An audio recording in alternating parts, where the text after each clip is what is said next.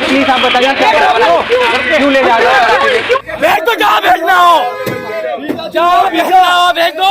हमें नहीं चाहिए आरक्षण, हम आरक्षण नहीं चाहिए। हम तुम्हें पढ़ने दिए और तुम्हें काट रहे हो, तुम्हें काट रहे हो। जय भगवान परशुराम, जय श्री राम,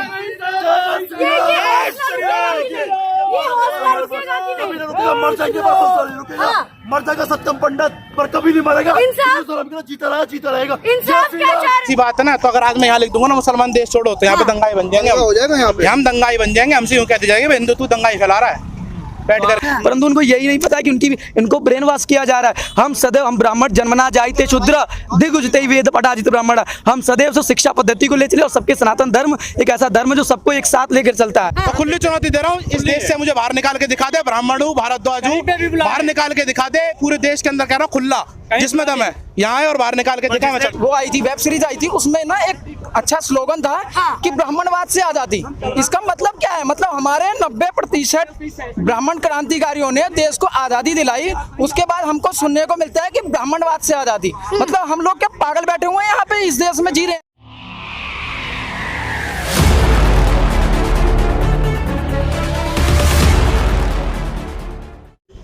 विप्र वंश की अस प्रभुताई, अभय होई सो तुम्हें डराई। ऐसी संस्कृति वाला हमारा महान देश भारत, और देश की ही राजधानी दिल्ली में एक यूनिवर्सिटी जेएनयू, जिससे आप लोग बहुत अच्छे से परिचित होंगे। हमने कई बार देखा कि जेएनयू की इस धरती से भारत के खिलाफ और खास तौर पे हिंदू धर्म के खिलाफ नारे लगाए जाते हैं, दीवारों पर स्लोगन्स लिखे जाते हैं। ऐसा एक और मामला सामने आया है जहाँ पर ब्राह्मण और बनियों को टारगेट करके देश छोड़ने के लिए कहा जा रहा है, और इसको लेकर केवल इन दो समाज में ही नहीं अपितु पूरे हिंदू समाज में इसको लेकर रोष है। कुछ युवा आज यहाँ पर प्रदर्शन करने के लिए जेएनयू के बाहर इकट्ठे हुए, उनके साथ जुड़ते हैं और क्या कुछ उनका कहना है वो जानते हैं।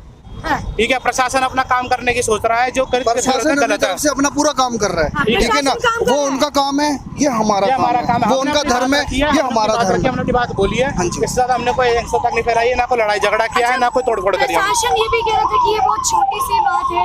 अगर ऐसी छोटी सी बात है ना, तो अगर आज मैं यहाँ लिख दूंगा ना मुसलमान देश छोड़ो, तो यहाँ पे दंगाई बन जाएंगे, हो जाएगा यहाँ पे। हम दंगाई बन जाएंगे, हमसे यूँ कहते जाएंगे हिंदू तू दंगाई फैला रहा है बैठ करके। आप जो भी हो रहा है उसका जिम्मेदार किसे ठहराओगे? मैं देखो किसी भी कहने का मतलब ये कि हिंदू हिंदुस्तान में ही सेफ नहीं है। हाँ, हिंदू हिंदुस्तान में सेफ नहीं है ना, इसका मतलब तो दो समाज को टारगेट किया गया है।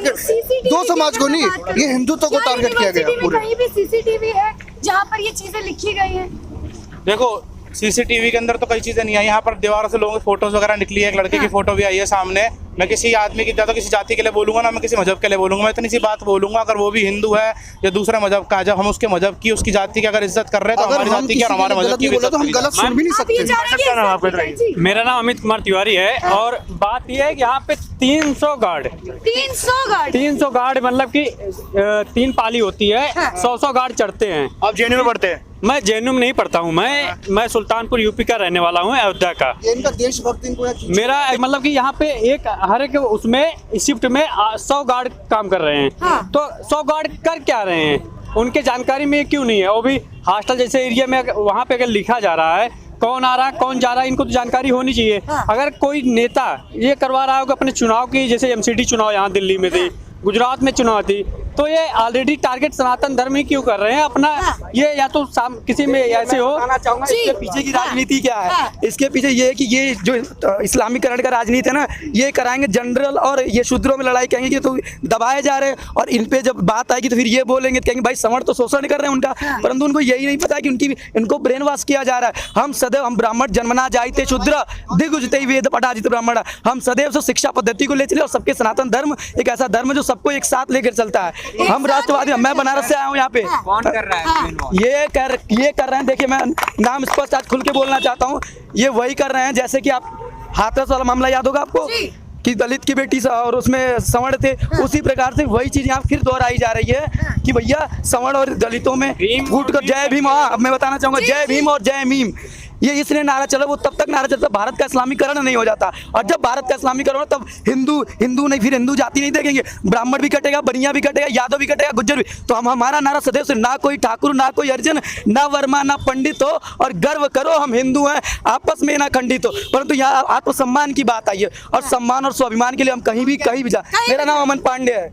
जी मैं बनारस का हूँ हाँ। जी। अच्छा पांडे जी, क्या आप जो है मांग कर रहे हैं कि जिन्होंने लिखा है उनके साथ क्या होना चाहिए? हमें कार्रवाई होनी चाहिए। सख्त कार्रवाई होनी क्या चाहिए। कार्रवाई चाहिए? और एक चीज सरकार से हमारी मांग है, विप्र बोर्ड का गठन किया जाए, जिस प्रकार से अगर हम उनको उनकी जाति के नाम से पुकारते हैं तो हमें SC/ST का सामना करना पड़ता है, उसी प्रकार ब्राह्मणों का भी सम्मान हो, ब्राह्मणों का सम्मान हो। अरे नहीं, मैं इतनी बात कह रहा हूँ, मैं सिर्फ इतनी बात हिंदुस्तान में ऐसी बात कह रहा हूँ जिसने लिखा किस सजा की मांग कर रहे हैं फिर आप? वो सरकार तो प्रशासन अपने हिसाब से जो उन्हें ठीक लगता है वो, हम ये नहीं, हम कोई ब्राह्मण जाति के आदमी को मैं यहाँ खड़ा हूँ, हाथ लगा के दिखाओ, देश से बाहर निकाल के दिखा, मैं पूरी चुनौती दे रहा हूँ, खुली चुनौती दे रहा हूँ।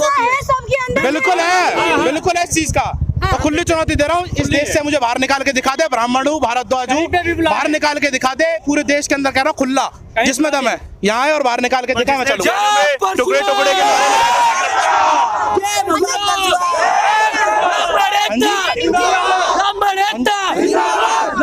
मेरा ये सवाल है, आप लोग JNU के ही हैं? नहीं, हम JNU के नहीं है, ये सब दिल्ली के, कोई यूपी के, कोई हरियाणा के, ये सब एकता वाली बात है जो दूर साथ में आ रहे हैं। भाई कहीं सार, भाई कहीं सार, इस वजह से गुस्सा है इसलिए ये बिल्कुल ये बयान की वजह से पूरा देश इकट्ठा हो रहा है, पूरे देश का हिंदुत्व इकट्ठा हो रहा है। सारे पंडित है इसमें, सारी जाति बिरादरी के भाई हमारे साथ आए हैं, वो क्षत्रिय है, वो गुर्जर है, हम सब यहाँ पे आए हुए हैं, क्योंकि यहाँ सनातन धर्म की बात है। आपको बता दूं, ब्राह्मणों को बार बार आदि अनादि का गिराने का प्रयास इसलिए किया जाता है क्योंकि ब्राह्मण सनातन धर्म की शाखा है, और जब जड़ ही खत्म हो जाएगा तो अपने आप धर्म नीचे चला आएगा। ये सिर्फ और सिर्फ भारत के इस्लामीकरण करने का ये राजनीति कर रहे हैं, ये जो कुटिल मानसिकता के साथ जो चल रहे हैं यहाँ पे। अच्छा देखिए, आपने शाखा की बात की, बयान लिखा था गो बैक टू शाखा, हाँ। तो क्या ये लोग अब वापस शाखा में भेजना शुरू कर? अब उस शाखा का तात्पर्य आपने क्या समझा, वो मुझे आप बताओ, फिर मैं उसका जवाब दूंगा। आपके अनुसार क्या है?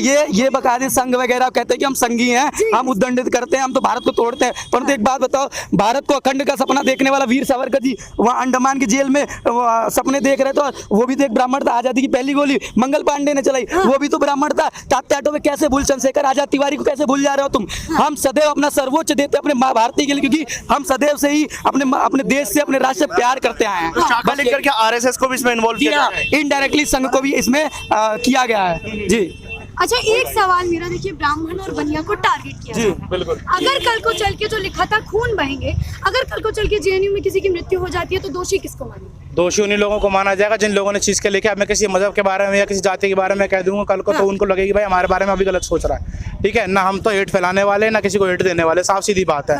जिसने गलत किया उसको प्रशासन उसके लिए कदम उठाए, सख्त से सख्त कार्रवाई करें। सख्त कार्रवाई आप बस दैट्स इट। हमारे कुछ अलावा और कुछ भी नहीं चाहिए। मैं नहीं कहता किसी भी मुसलमान के बारे में, किसी भी नीची जाति के बारे में, किसी भी OBC का, किसी बारे में नहीं कहना चाह रहा। हम नहीं कहते तो हमारे बारे में किसको हक है बोलने का? हम देखते जब टुकड़े टुकड़े गैंग ने नारे लगाए थे, कन्हैया कुमार अभी भी खुले घूम रहे हैं, उन पर भी कोई ऐसी कार्रवाई नहीं हुई है अभी तक। तो इन पर क्या उम्मीद है कि कार्रवाई इन पर होगी? देखो कार्रवाई प्रशासन अपने तरीके से तो कार्रवाई करेगा, हर किसी के ऊपर कार्रवाई करेगा। ठीक है, मैं चाहता हूँ जो ये कल कांड हुआ है JNU के अंदर, इसके ऊपर कार्रवाई जल्द से जल्द करी जाए। अच्छा वो एक अलग मुद्दा है और ये एक अलग मुद्दा है। सबसे पहले हम इसके लिए आए तो यहाँ कार्रवाई हमारी बनती है। और भारत पे टुकड़े होंगे को लेकर अगर तभी एक्शन ले लिया गया होता तो आज ही ना होता, लगता है। बिल्कुल बिल्कुल, उस समय में भी लेना चाहिए था, पर कोई बात नहीं। मैं बताता हूँ, देखो जैसे युवा है ना, सारा युवा जितना भी खड़ा है आज, ये युवा उजागर हो चुका है इस चीज के लिए कि हाँ हम बोलेंगे, ये इसलिए इकट्ठा हो रहा है। आगे आने वाले टाइम पे ना हिंदुत्व इतना इकट्ठा होकर के आएगा, इन पे संभलेगा नहीं बिल्कुल किसी प्रकार से। युवा के अंदर की नहीं, गुस्सा आ रहा है। यहाँ पे कल अरेस्ट हुआ हूँ मैं, आज दोबारा आया हूँ। अरेस्ट हुए थे, अरेस्ट करना कर लो, खुला चैलेंज है। अरे 3-4 बार हमारे कई मित्रों को अरेस्ट रुकेंगे नहीं। सेंटर में भेज दिए वो। नहीं। अच्छा पुलिस ने कोई गलत व्यवहार किया अरेस्ट करने के बाद, क्या कुछ बोला पुलिस ने? नहीं, पुलिस ने कुछ गलत व्यवहार नहीं करा, उन्होंने डिटेन करके रखा था, पकड़ के रखा था, उसके बाद छोड़ दिया था। प्रशासन अपना काम कर रहा होगा, तो प्रशासन अपना काम कर रहा है। बस मैं इतना चाहता हूँ प्रशासन जो काम करे ना वो करे सख्ताई से, और उनके लिए करे, हमारे लिए नहीं। हम जो अपनी जिस तरह से भी आज हमने चाहे जितने नारे लगाए, कुछ भी करे, हमने शांतिपूर्वक काम किया, शांतिपूर्वक हम यहाँ पर आए हैं, ना कोई तड़का मचाने के लिए आए। देखिए ये भी कह रही है कि लॉ एंड ऑर्डर से चाहिए। हाँ, लॉ एंड ऑर्डर, हम भी लॉ एंड ऑर्डर से चल रहे हैं। अगर यहाँ पे हमने को तोड़ फोड़ करिए, किसी तरह काम करा तो बताना आगे क्या क्या कदम उठाए जाएंगे? आगे देखो, अगर इसके ऊपर कार्रवाई नहीं की जाएगी तो आज अपने भाई आए हैं, इसके बाद और आएगी, इसके बाद जनता और आएगी। एक आने वाले टाइम पे बिल्कुल नहीं रुका जाएगा, बिल्कुल किसी प्रकार का नहीं होगा। अच्छा मैडम, एक चीज ये है कि हम जैसे हम लोगों को मालूम है कि ब्राह्मण सबसे पहला ही जो पिलर है, हमारा सबसे पहला पिलर है। ठीक है, मेन चीज क्या है कि अब जो हमारा देश को आजादी दिलाई हमारे वीर सावरकर जी थे, हमारे क्या कहते हैं अपना ये जो मंगल पांडे जी जिनने भारत की पहली गोली चलाई, ठीक है, आखिरी गोली जिनने चलाई नाथूराम गोडसे जी, जिनके हम भक्त हैं सबसे बड़े। और मेन चीज ये है, मैं ये चीज पहली बार नहीं हो रहा मैडम, जेएनयू में ये चीज हर बार होती है, ये आप लोगों को फर्स्ट टाइम देखने को मिल रहा होगा, बट यही चीज इससे पहले हम लोगों ने देखा था, एक वो आई थी वेब सीरीज आई थी, उसमें ना एक अच्छा स्लोगन था कि ब्राह्मणवाद से आजादी। इसका मतलब क्या है, मतलब हमारे 90% ब्राह्मण क्रांतिकारियों ने देश को आजादी दिलाई, उसके बाद हमको सुनने को मिलता है कि ब्राह्मणवाद से आजादी। मतलब हम लोग क्या पागल बैठे हुए हैं यहाँ पे, इस देश में जी रहे हैं। हम लोगों के जो जितने भी हमारे वंशज रहे हैं, उन लोगों ने लड़ के 42 युद्ध जो हमारे क्या कहते हैं बाजीराव पेशवा जी ने लगातार लड़के जीते हैं, किसी की औकात नहीं हुई कि हाथ तक लगा सके। हम उन लोगों के वंशज, हमें मतलब इतनी आसानी से कोई भी किसी कॉलेज में लिख के चला जाएगा।